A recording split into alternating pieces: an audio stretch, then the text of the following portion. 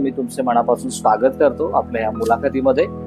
आणि आजचं जे निमित्त आहे ख्रिश्चन चर्च कोथळी शताब्दी महोत्सव 2026 या निमित्ताने मला जाणून घ्यायचं आहे की चर्चच्या या स्थापनेविषयी, की हे चर्च कधी स्थापन झालं, केव्हा स्थापन झालं, कोणी केलं, थोडक्यात आम्हाला सांगा.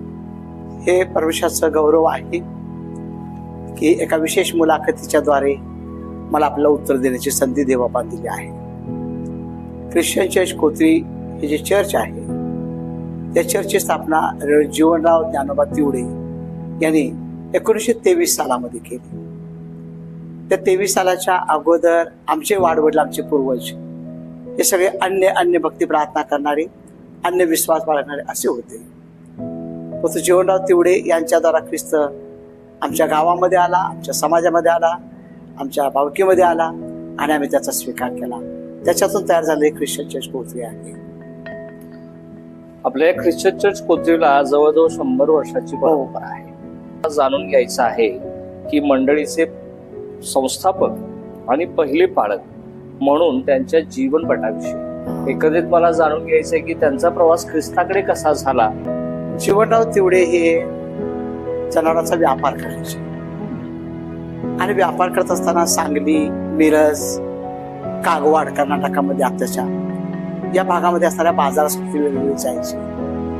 जात येत असता मिरजमध्ये असणारे जे वानलेस हॉस्पिटल आहे त्या हॉस्पिटलचा त्यांचा कधी संपर्क आला.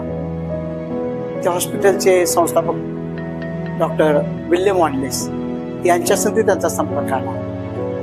त्यांनी काही केली चर्चा आणि डॉक्टर वानलेसचं कार्य बघून, ख्रिस्त त्यांच्याद्वारे आहे हे बघून जीवनात तेवढे ख्रिस्ताकडे आकर्षित झाले.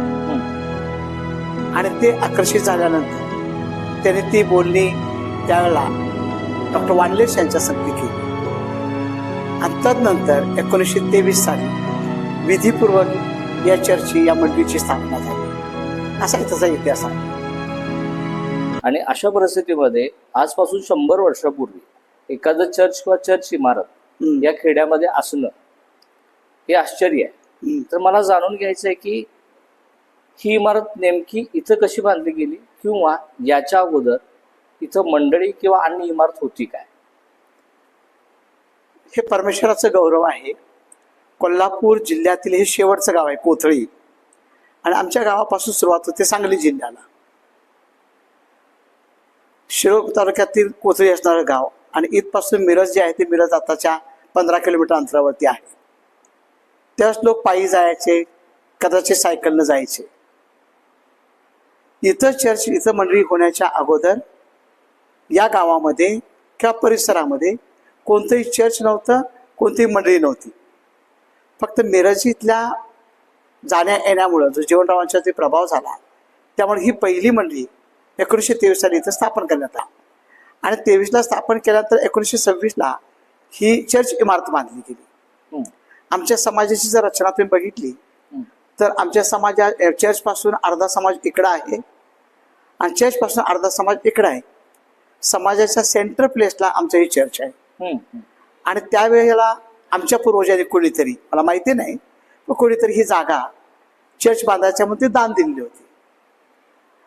आणि दान दिलं ह्या जागेवरती लोकल कॉन्ट्रीब्युशन, समाजातले सगळे लोक यांनी एकत्र येऊन हे चर्च बांधलं. आणि म्हणून या इमारतीला स्वतंत्र चर्च असं म्हटलेलं आहे. माझ्या अनुभवामध्ये, कारण मी माझ्यापेक्षा वयानं मोठे असणारे, जे वयानं मोठे होते त्यांच्यासाठी बसून बऱ्याच प्रियजनांच्या मुलाखती घेतल्या आहेत. त्यांनी सांगितलं की मिशनरी फंड असा काही असं वापरला गेलेला नाही, पण लोकल कॉन्ट्रीब्युशन जे आहेत ते त्याचे कोणी मिशनरी असतील, काय 10 रुपये दिले असते माहिती नाही. जे चॅरिटी कमिशनचे रेकॉर्ड माझ्याकडे आहे त्यामध्ये 1926ला बांधलेल्या आणि 52 साली रजिस्ट्रेशन केलं या चर्चची किंमत 3000 रुपये आहे. 3000 त्या काळचे 3000 माहिती नाही. त्यावेळेस सोनं 16 रुपये किंवा 15 रुपये तोळा होत. 1926 ही घटना आहे.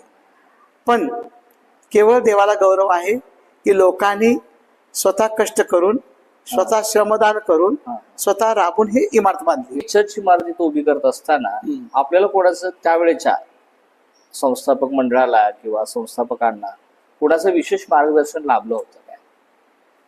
म्हणजे कुठली संस्था म्हणतात तुम्ही? संस्था ख्रिश्चन संस्था. संस्था किंवा हा, हा. व्यक्ती. हा, हा.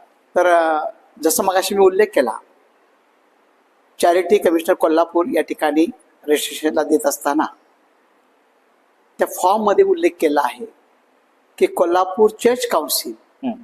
ज्याला KCC असं म्हणतात, जे UCNIच्या अंडर चालतं, KCC, तर ती संस्था या ठिकाणी धार्मिक मार्गदर्शन करण्यासाठी, धार्मिक विधी चालण्यासाठी येत होती. धार्मिक नियम आणि विधी यासाठी मार्गदर्शन करणं एवढंच त्यांचं काम होतं. आणि त्यांच्या मार्गदर्शनाखाली मंडळीचं आध्यात्मिक वाढ होत गेली. परंतु चर्च इमारतीमध्ये त्यांचा सहभाग दिसत नाही. पळक साहेब, आणखी एक गोष्ट मला आपल्याला जाणून घ्यायची आहे की आपली ही चर्च इमारत स्वतंत्र चर्च इमारत म्हणून आताच आपण सांगितली, पण त्याच वेळेला KCCचा सुद्धा आपण उल्लेख केला. हो. मग KCC आणि आपल्या चर्च इमारतीचा कसा काय संबंध?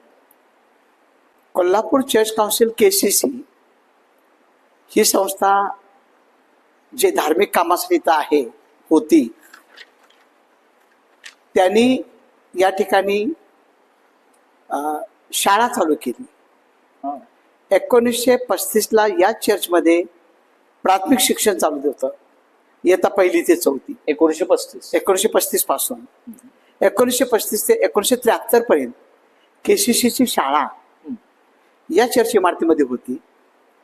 प्राथमिक शिक्षण इथे घेतल्यानंतर इथली मुलं कोडोली, कोल्हापूर आणि निपाणी या ठिकाणी शिक्षणासाठी बाहेर जात असत.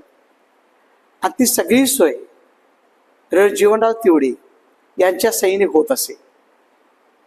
72च्या सालामध्ये कोल्हापूर चर्च काउन्सिलमध्ये दुफळी झाली. आणि दुफळी झाल्यानंतर एक गट KCC मध्ये तसाच राहिला आणि दुसरा गट KDC, कोल्हापूर डायसेस काउन्सिल, जे की church of north India Delhi त्याचं ऑफिस आहे, त्याच्या संगती जुडली गेली. आणि 29 नोव्हेंबर 1973ला KDCचा जन्म झाला.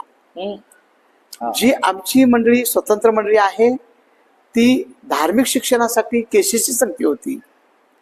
धार्मिक शिक्षणासाठी नंतरच्या एका गटासाठी म्हणजे KDC संगती राहिली. परंतु 2005 पासून मंडळीनेच निर्णय केला की आम्ही इतरांच्या कोबड्या घेऊन न चालता आम्ही स्वतंत्र, जसं रजिस्ट्रेशन आहे, मंडळीची स्थापना स्वतंत्र झाली, इमारत स्वतंत्र झाली, तसं आपण स्वतंत्र चालू. आणि 5 सालापासून आपण स्वतंत्र चालवत आहोत. प्राथमिक हेल्थ केअर तेही त्यावेळेस तिथे घेतलं जायचं. त्यावेळेच्या परिस्थितीकडे लक्ष देता सगळ्यांची हालाकीची होती परिस्थिती, त्यामुळे त्यांना दूध पावडर देणं, चीज देणं, बटर देणं, आणि त्यांना संतुलित आहार देऊन लेकरांना पोचणं, हेही काम या चर्च इमारतीमध्ये झालं आहे. ही चर्च इमारत फक्त भक्ती प्रार्थनेसाठी उघडून चालणार नाही, त्यावेळच्या लोकांना माहिती होतं. आणि म्हणून सगळ्यांचं असणारं कमालीचं दारिद्र्य, लोकांची घरं छोटी छोटी, परंतु प्रत्येक घरामध्ये असणारी लोकसंख्या मोठी होती.